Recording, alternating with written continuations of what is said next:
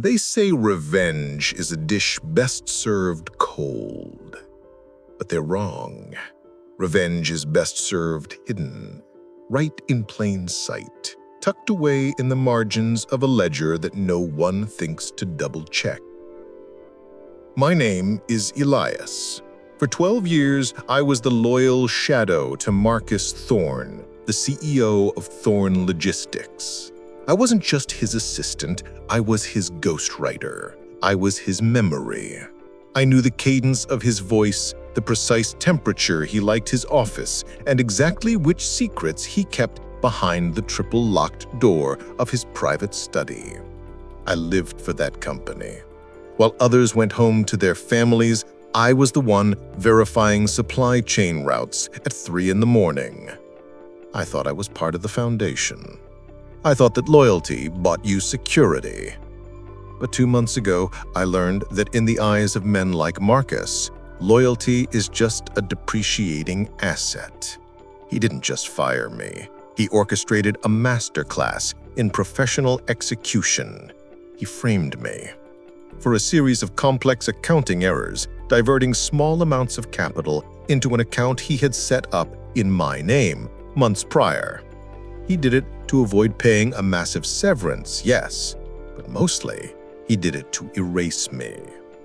He looked me in the eye as security waited to march me out and said, "Elias, you're a footnote, and I'm the headline." He forgot one thing. Headlines are meant to capture attention, but footnotes are where the most dangerous, unedited truths are kept. Marcus was a man obsessed with his legacy. He wanted to be the face of the new green economy. That was the promise of Project Aegis.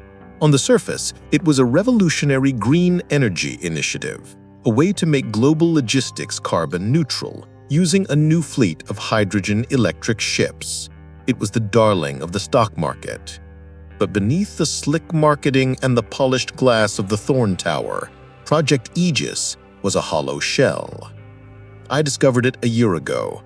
Aegis was a money laundering funnel, a sophisticated bypass designed to drain the company's real assets into offshore accounts in the Caymans.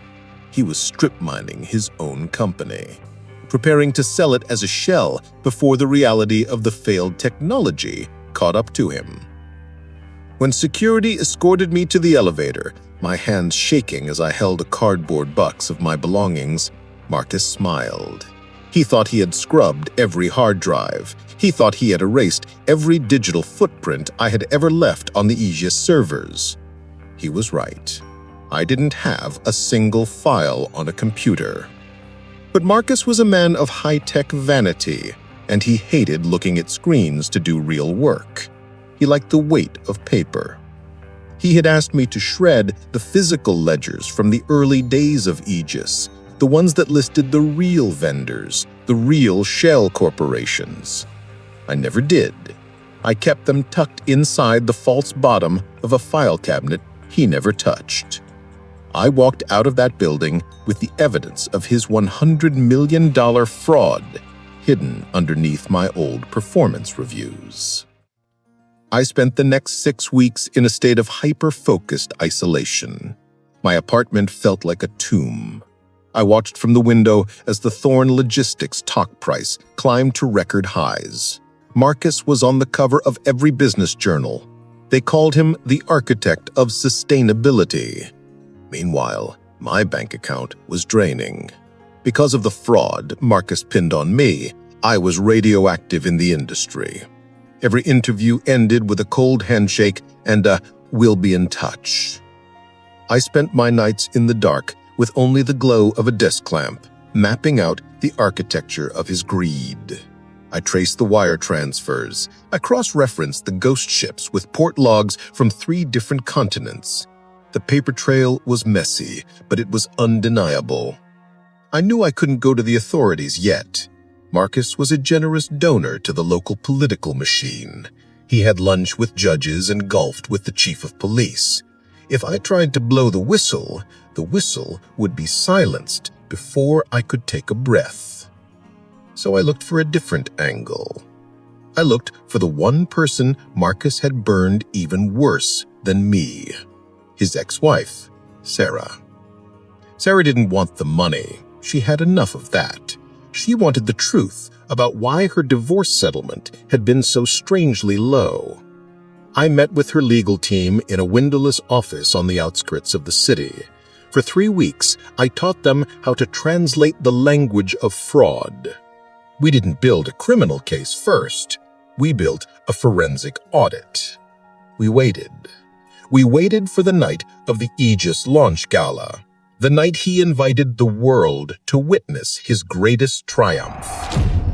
The gala was held in the grand ballroom of the Pierre. It was a sea of black ties, silk dresses, and fake smiles. Marcus stood on that stage, bathed in golden spotlights, projecting a hologram of a ship that would never sail. He was giving the speech of his life. He talked about future generations and responsible leadership. He didn't see the woman walk through the heavy oak doors at the back of the room. She wasn't a journalist. She wasn't an investor.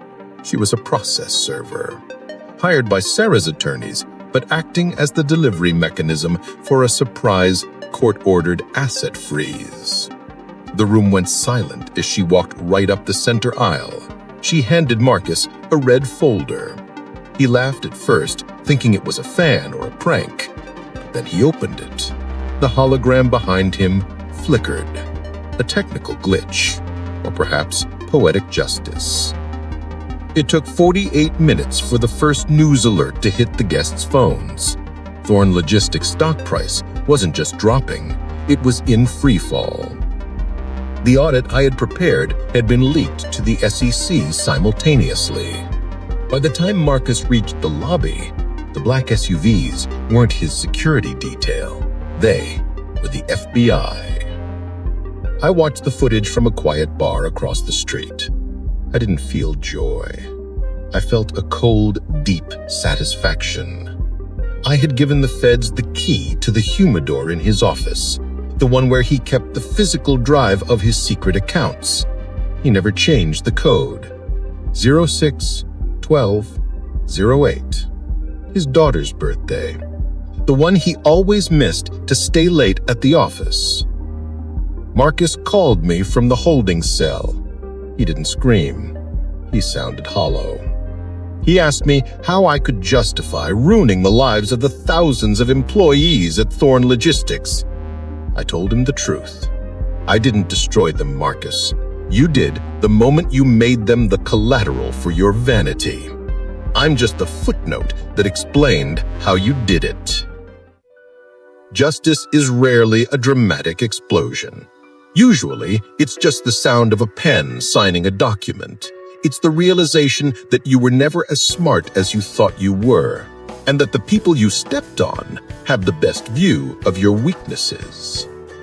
If you found this story of corporate payback satisfying, show us by hitting the like button and subscribing to the Vendetta Vault.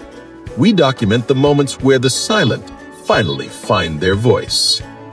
Do you have a story of a boss who took too much or a betrayal that came back to haunt them?